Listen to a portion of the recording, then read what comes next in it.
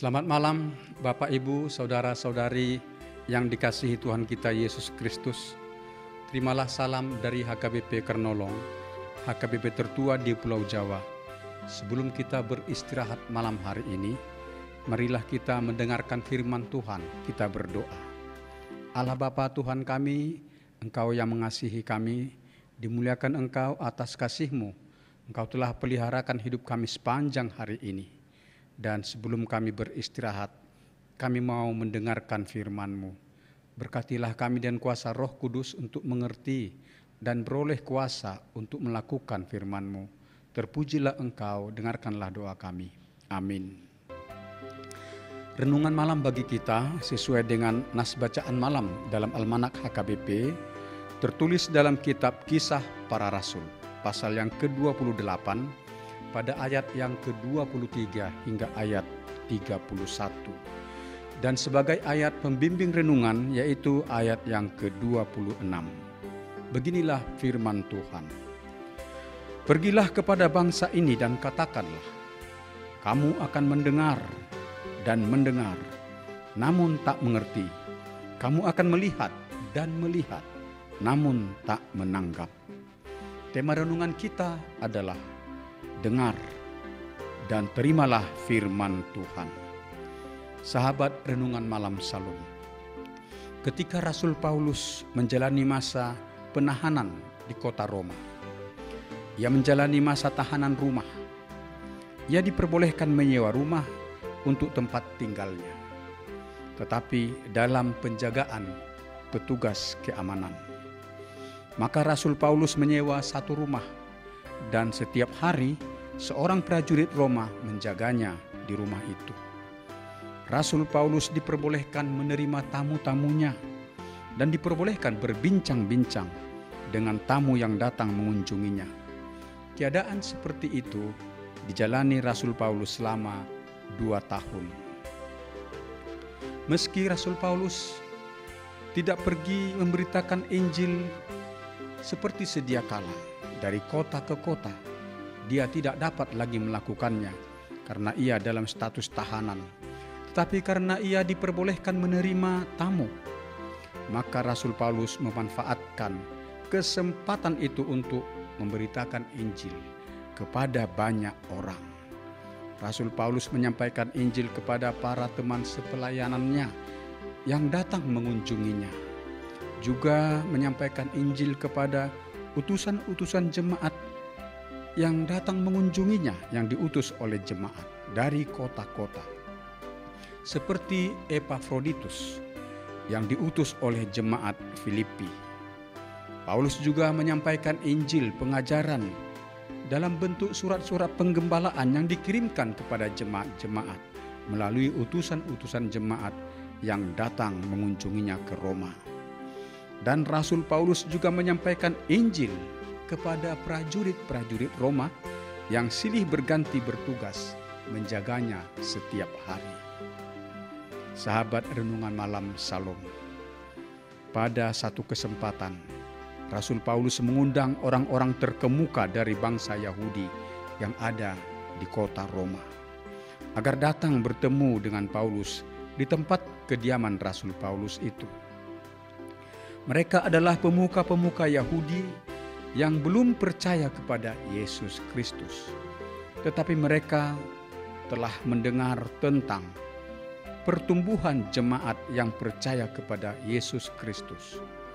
Paulus sangat ingin menjelaskan Injil kepada para pemuka Yahudi itu dan ingin juga menjelaskan perihal penahanannya di kota Roma. Sejumlah pemuka Yahudi bersedia datang menemui Paulus. Dalam pertemuan itu, Paulus menjelaskan bahwa ia ditahan bukan karena ia telah melakukan suatu kejahatan, tetapi karena ia ditangkap dan dianiaya dan hendak dibunuh oleh orang Yahudi di Yerusalem. Maka Paulus naik banding kepada Kaisar. Ia naik banding bukan untuk mengadukan teman sebangsanya, tetapi mempertahankan kebenarannya, yaitu karena pengharapannya kepada Yesus Kristus. Pemuka Yahudi di kota Roma itu ingin mengetahui dari Paulus tentang pengajaran kelompok jemaat yang percaya kepada Yesus itu, yang telah ditentang di mana-mana. Maka disepakatilah hari pertemuan, sebab para pemuka Yahudi itu ingin mendengar penjelasan Rasul Paulus tentang pengajaran jemaat yang percaya kepada Yesus itu. Pada hari yang ditentukan itu, datanglah pemuka-pemuka Yahudi itu dalam jumlah yang besar menjumpai Paulus. Pertemuan itu merupakan kesempatan yang sangat berharga bagi Rasul Paulus untuk mengajarkan Injil keselamatan kepada para pemuka Yahudi di kota Roma itu. Seandainya Paulus dalam keadaan bebas pun, belum tentu ia dapat bertemu untuk menyampaikan Injil kepada semua pemuka Yahudi itu yang berada di kota Roma. Dan pertemuan itu merupakan kesempatan yang sangat berharga bagi para pemuka Yahudi itu, sebab mereka akan mendengarkan penjelasan yang rinci tentang keselamatan di dalam Yesus Kristus. Pertemuan itu berlangsung dari pagi hingga sore. Betapa banyak firman kerajaan Allah, pengajaran Musa dan pengajaran nabi-nabi yang menunjuk kepada Mesias dijelaskan oleh Rasul Paulus. Tetapi ketika Paulus menjelaskan tentang Mesias itu, bahwa Mesias itu adalah Yesus Kristus yang telah mati di kayu salib dan telah bangkit dari kematian, maka terjadilah perbedaan pendapat di antara pemuka-pemuka Yahudi itu.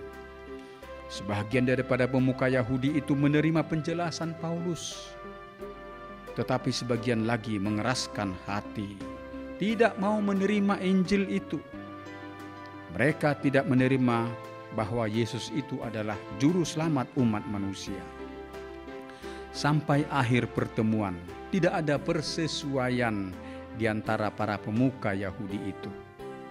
Tetapi sebelum para pemuka Yahudi itu pulang, Paulus masih mengatakan firman Tuhan yang pernah disampaikan Nabi Yesaya, suatu teguran tentang ketegaran hati bangsa Yehuda di Perjanjian Lama.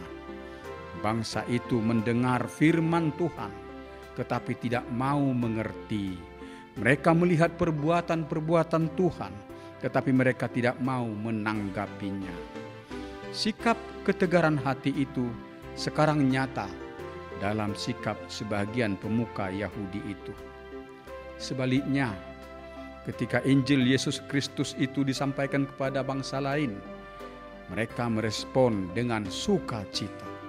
Seperti orang-orang Yunani di berbagai kota, dengan sukacita menerima Injil yang diberitakan oleh Rasul Paulus. Mereka percaya dan dibaptis ke dalam nama Yesus Kristus. Orang Yunani itulah yang beroleh keselamatan, karena mereka percaya kepada Yesus Juru Selamat bagi orang yang percaya. Sahabat Renungan Malam Shalom, kita bersyukur kepada Allah Bapa, karena Allah Bapa telah menganugerahkan bagi kita Injil, dan karena pekerjaan Roh Kudus dalam pemberitaan Injil itu dan pekerjaan Roh Kudus dalam diri kita, kita dijadikan percaya kepada Yesus Kristus Juru Selamat. Injil itu adalah kekuatan bagi Allah untuk menyelamatkan orang yang percaya. Karena kita beriman kepada Yesus, maka kita pewaris keselamatan dan hidup kekal dianugerahkan kepada kita. Ajakan nas ini menekankan kepada kita pentingnya kita membangun kecintaan kita untuk mendengar dan menerima Injil atau firman Tuhan. Supaya Injil atau firman Tuhan meneguhkan iman dan pengharapan kita kepada Yesus. Dengan demikian kita menang atas tipu daya iblis dan roh-roh dunia yang menyesatkan itu. Kita harus mendengar dan menghayati firman Tuhan sebagai pedoman perilaku hidup kita, agar kita dapat hidup berperilaku dalam kebenaran, dalam kasih, dan dalam kedamaian. Sebab hal-hal seperti itulah yang diinginkan oleh Tuhan untuk kita perbuat.